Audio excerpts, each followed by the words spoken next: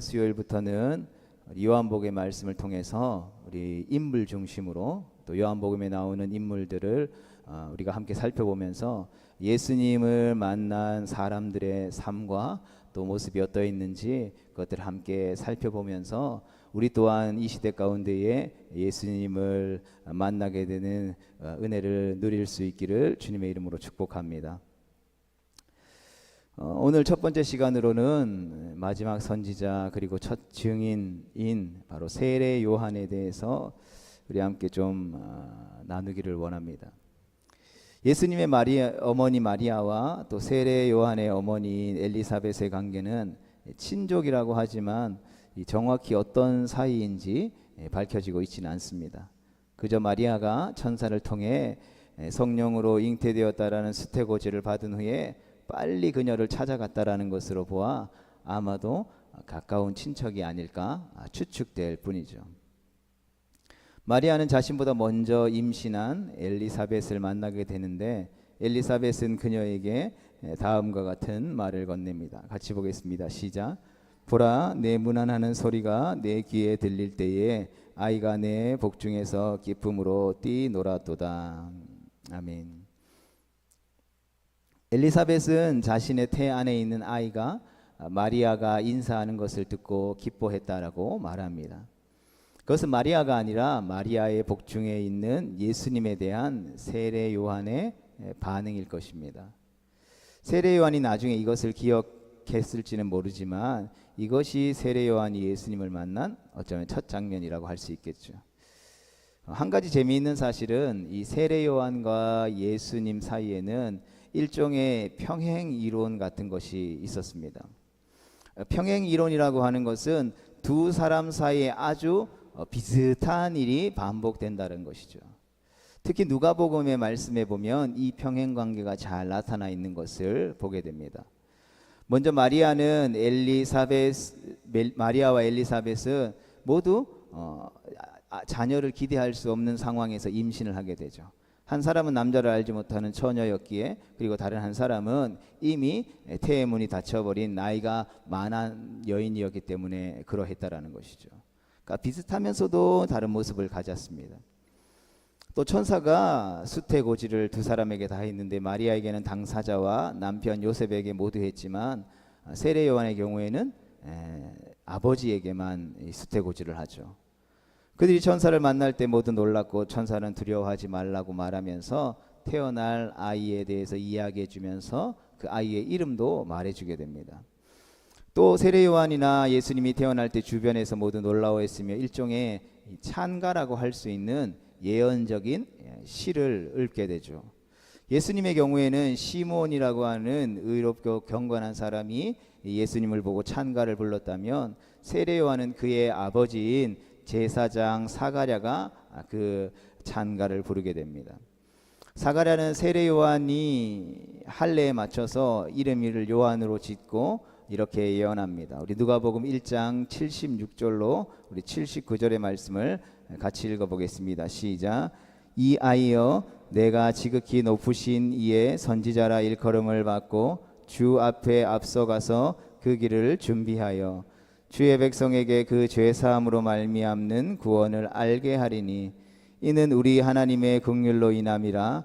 이로써 돋는 해가 위로부터 우리에게 임하여 어둠과 죽음의 그늘에 앉은 자에게 비치고 우리 발을 평강의 길로 인도하시리로다 하니라. 아멘. 여기서 주 앞에 앞서가서 그 길을 준비하라라는 예언은 나중에 그의 입을 통해서 다시 고백되어지죠. 그래서 세례 요한의 삶을 한마디로 요약하자면 같이 읽어보겠습니다. 시작. 주의 길을 예비하는 자. 원래 이 세례 요한은 아버지 사가랴가 제사장이었기 때문에 이 당시에는 아버지가 하던 일들을 물려받는 일들이 허다했죠. 그래서 시간이 지나면 자동적으로 아버지의 뒤를 이어서 제사장의 자격이 주어지는 사람이었습니다.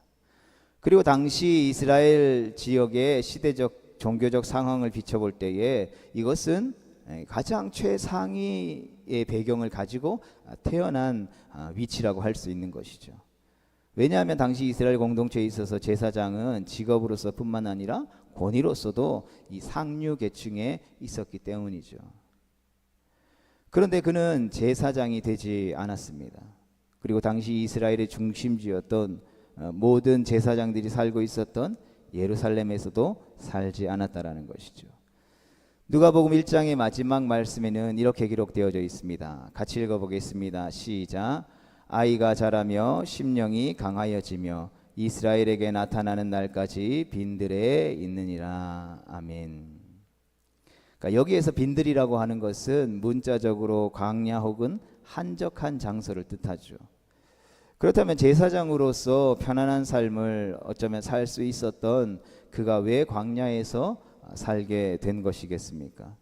이에 대해서는 여러 가지 추측이 있을 수 있는데 그중 하나는 그 부모가 나이 많아서 세례요한을 낳았기 때문에 일찍 부모님이 돌아가셨다라는 것이죠. 그래서 그 후에 광야에서 주로 살며 활동했던 에세네파에 입양되었을 것이다라는 추측이죠. 이 에세네파는 당시 바리새인들 또 사두개파와 같은 유대인들 중에 한 분파였습니다. 그래서 그들은 소위 이 쿰란 공동체라고 불리웠는데 그 이유 중에 하나는 그들은 이 하나님을 섬기면서 금욕 생활을 했던 사람들이었습니다.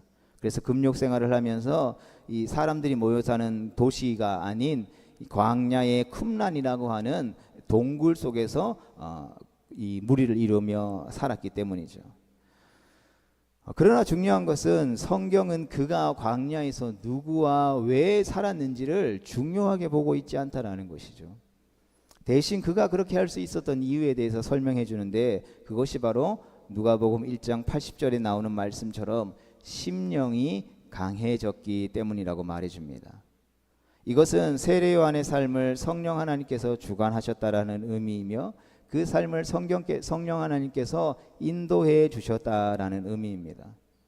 그래서 그는 성경이 우리에게 증언해 주고 있는 것처럼 자라면서 성령 하나님의 인도하심 아래에서 성령의 충만하심 속에 그의 심령이 강해졌으며 그로 인해 제사장이라는 좋은 자리를 버리고 광야로 나아가 삶을 살게 된 것이라는 것이죠.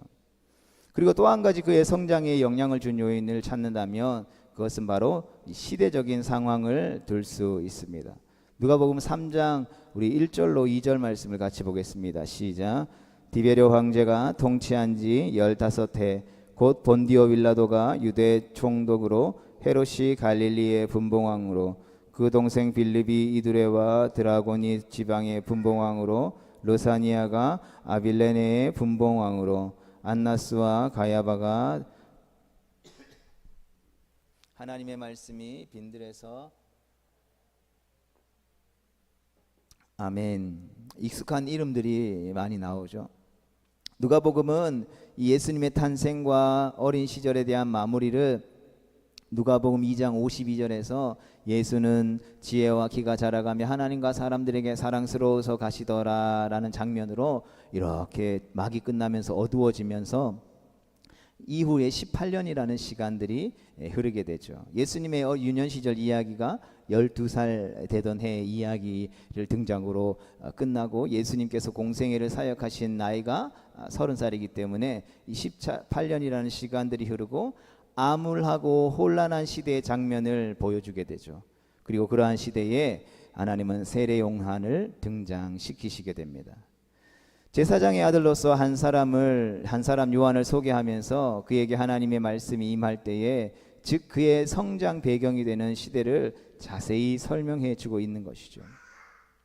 그때 이스라엘은 바벨론으로 포로로 잡혀간 뒤에 여전히 완벽한 회복을 이루지 못한 채 로마의 지배를 받고 있었으며 왕위를 위해 아이들을 몰살시킬 정도로 악했던 헤롯 대왕이 죽은 후 그의 아들들이 분봉왕이 되어 유대를 나누어 다스리던 시대였다라는 것이죠.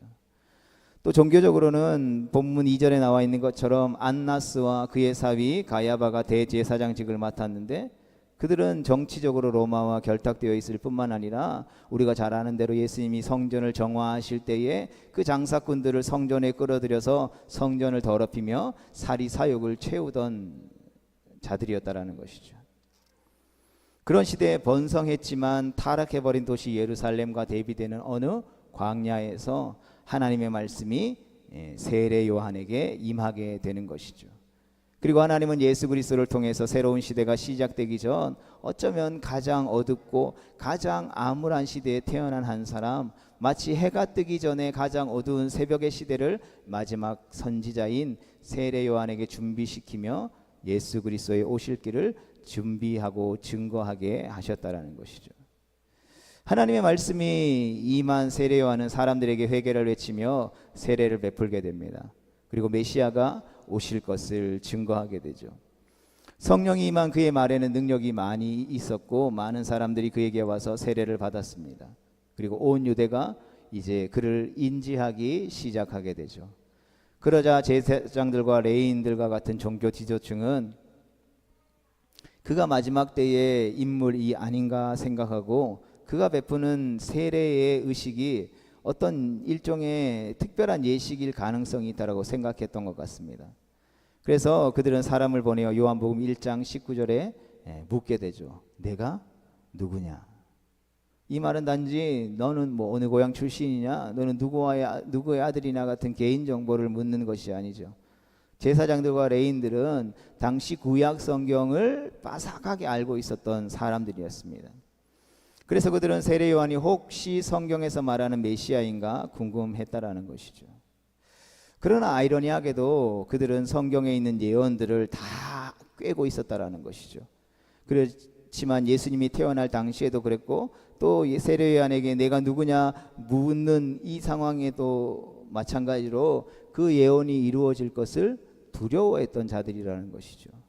예언을 알고 있었지만 그 예언의 성취를 기다리는 것 같았지만 실상은 그 예언의 성취와는 관련이 없는 자들이었다라는 것이죠. 세례 요한은 그들의 질문에 다음과 같이 대답합니다. 20절 말씀 같이 보겠습니다. 시작.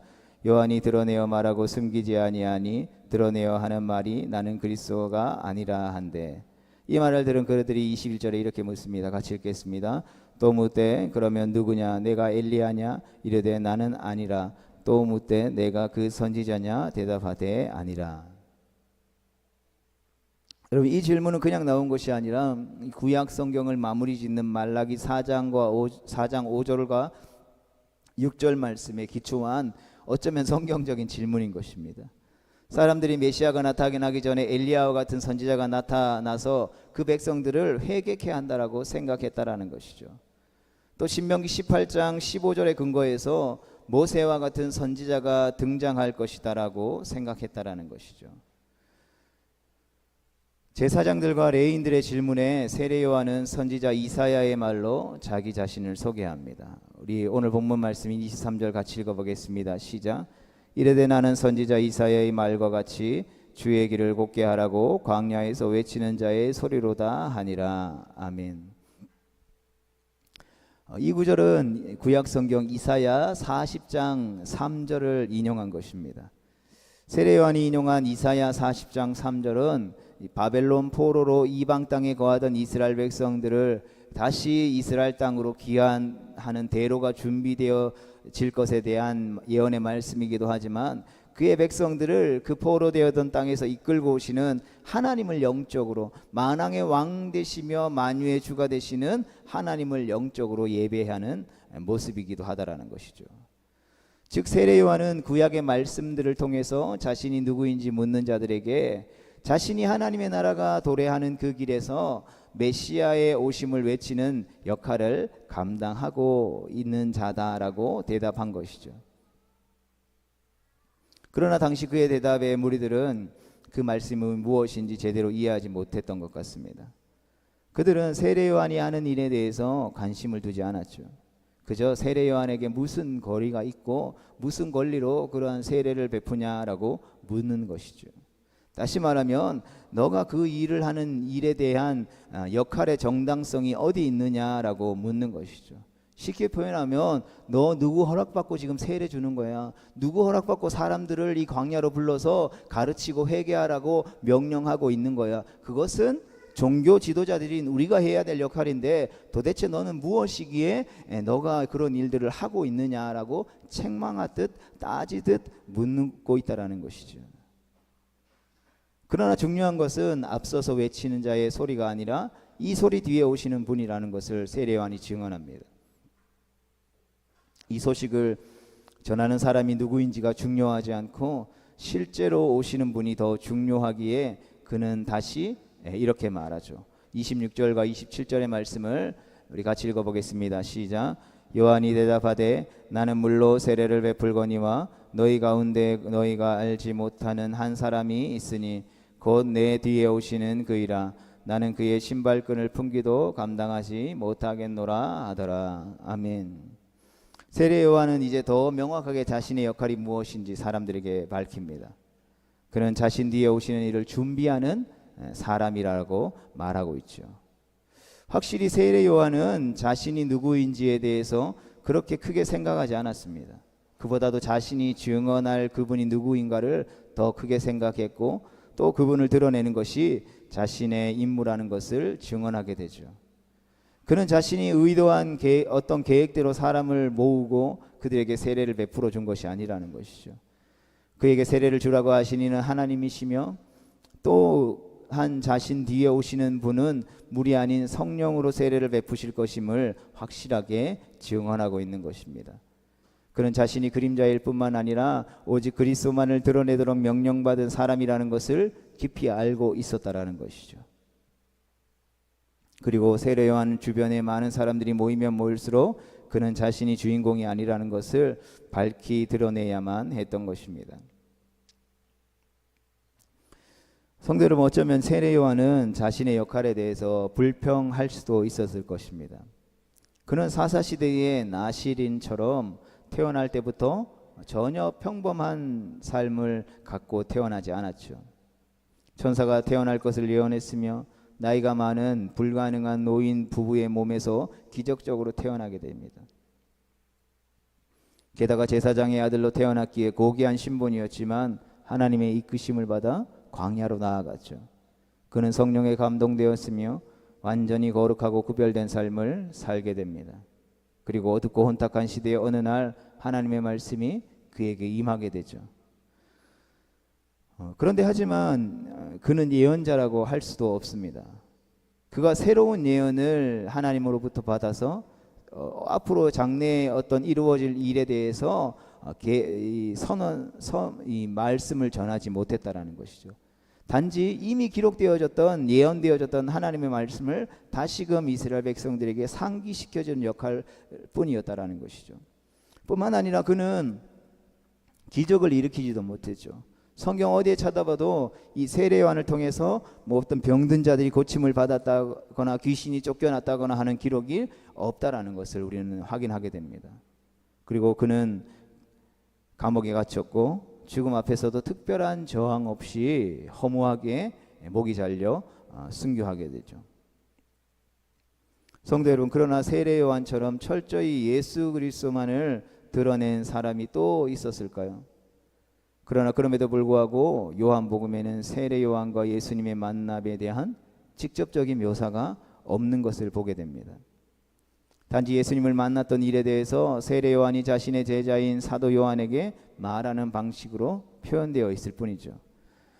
그런데 이 이야기가 매우 독특합니다. 그리스도를 증언하는 사람이면서도 사실은 그가 누구인지도 몰랐다라는 것이죠. 그러나 예수님이 자신에게 오셔서 세례를 받은 후에는 모든 것이 확실해지게 됩니다.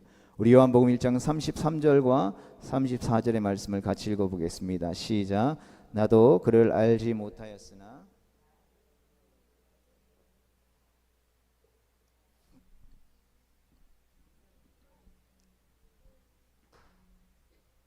그가 곧 성령으로 세례를 베푸는 이인 줄 알라 하셨기에 내가 보고 그가 하나님의 아들이심을 증언하였노라 하니라. 아멘.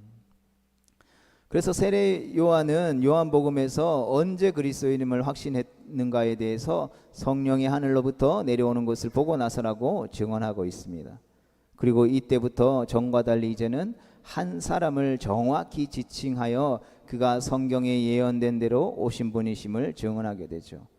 그리고 이때부터 그는 자신의 제자들에게 예수님을 소개하며 그들을 예수님께로 보내게 됩니다. 우리 요한복음 1장 35절로 37절의 말씀을 함께 보겠습니다. 시작.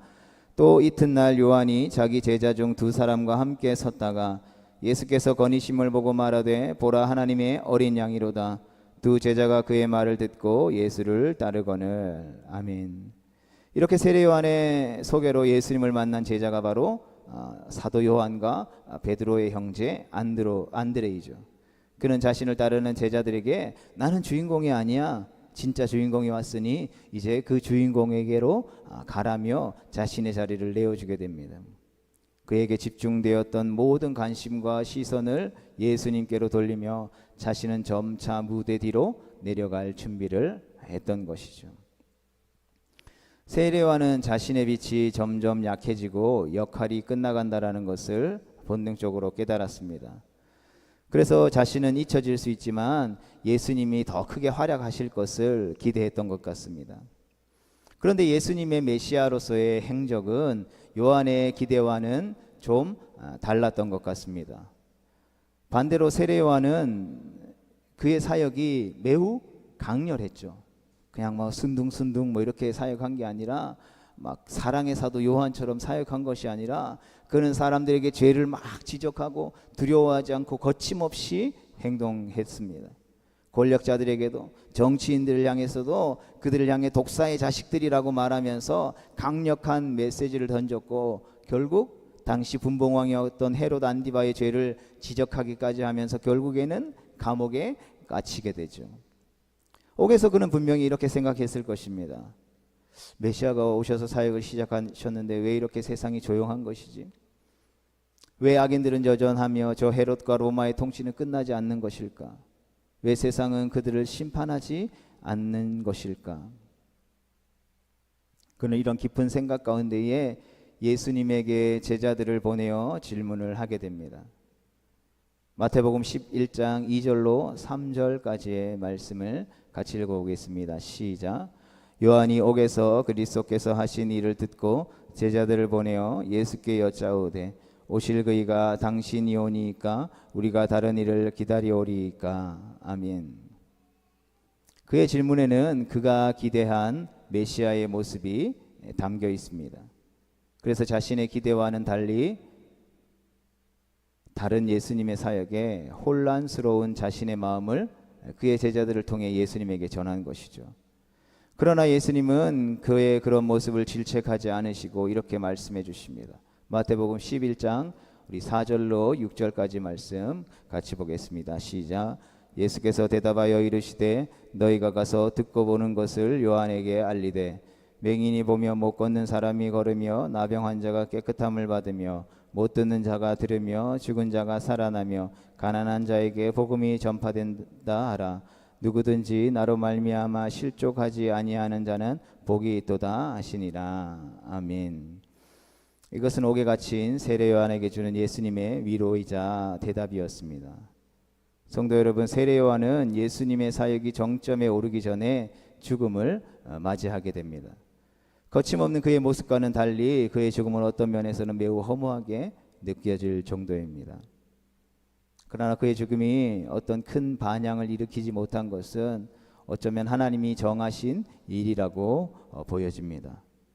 그가 그의 인생에 있어서 주인공인 적이 없었던 것처럼 그의 죽음 또한 그 자신보다 예수님을 더 드러내게 되는 것이죠. 그의 죽음으로 인해 하나님의 나라를 갈망하며 메시아를 기다리던 유대인들의 마음은 모두 예수님께로 모아졌고 결국 예수님을 통해 이루어지시려는 하나님의 구원 계획은 모두 이루어지게 되었던 것입니다. 성도들, 말씀을 정리하면서 우리가 오늘 말씀을 통해 세례 요한의 삶과 또 그의 사역들을 기억하고 돌아보면서 그의 삶을 한마디로 요약한다면 구약의 마지막 선지자이자 신약 최초의 첫 증인이라고 할 수 있을 것입니다. 그의 삶은 오로지 예수 그리스도의 오실 길을 준비하는 것으로 채워졌습니다. 그가 전한 메시지는 오직 오실 예수님을 선포하는 것이었고 그를 증거하는 것이었죠. 그는 거침없이 광야에서 소리쳤으며 예수님이 등장하시자 일체의 망설임도 없이 자신이 받아왔던 모든 스포트라이트를 예수님께로 돌리고 예수님만을 증거하라고 제자들에게 가르쳤죠. 그는 어쩌면 마지막 선지자였지만 가장 진정한 선지자였던 것입니다. 그는 사람들 속에서 조용히 이름도 없이 빛도 없이 사라졌지만 슬퍼하거나 결코 섭섭해하지 않았다라는 것이죠. 오히려 그는 신부를 취하는 신랑을 보는 기쁨의 충만한 들러리, 즉 친구의 자리를 잃지 않았으며 오히려 자신이 쇠하여 가는 것을 기쁘게 받아들였던 인물입니다. 물론 그가 옥에 갇혔을 때 잠시 바람에 흔들리는 갈대와 같은 연약함을 갖기도 했지만 그리스도만을 드러내는 삶을 보여준 세례 요한에게 예수님은 여자가 낳은 자 중에서 이보다 큰 자가 없다라는 칭찬을 해 주시게 되죠. 우리 예수님께 받을 수 있는 칭찬 중 이보다 더 큰 칭찬이 있을까요? 일생을 통해 그리스도를 예비하고 증언한 세례 요한의 삶을 통해서 오늘날을 살아가는 예수님의 몸된 교회요 제자인 우리의 삶을 비추어 봅니다. 다시 오실 예수 그리스도의 오실 길을 예비하는 신부된 교회로서의 우리의 삶을 비춰볼 수 있기를 간절히 소망합니다. 성도 여러분, 주님께서는 이 약하고 음란한 세대 가운데에 우리를 영적 세례 요한으로 불러주신 줄로 믿습니다. 그렇다면 세례 요한의 삶처럼 우리의 삶 또한 다시 오실 주님의 길을 예비하는 모든 영광을 주님께만 올려드리는 광야에 외치는 소리 되어져야 하는 줄로 믿습니다. 예수님은 흥하여지고 우리는 쇠하여지는 것이 마땅하다라고 고백할 수 있는 성도의 삶을 살아야 할 줄로 믿습니다. 오늘 살펴본 세례 요한의 삶을 기억하며 오늘 살아가는 영적 세례 요한 되어 동일하게 주님의 다시 오시기를 예비하는 거룩하고 복된 성도의 삶을 살아가는 우리 모두가 되어질 수 있기를 주님의 이름으로 축복합니다.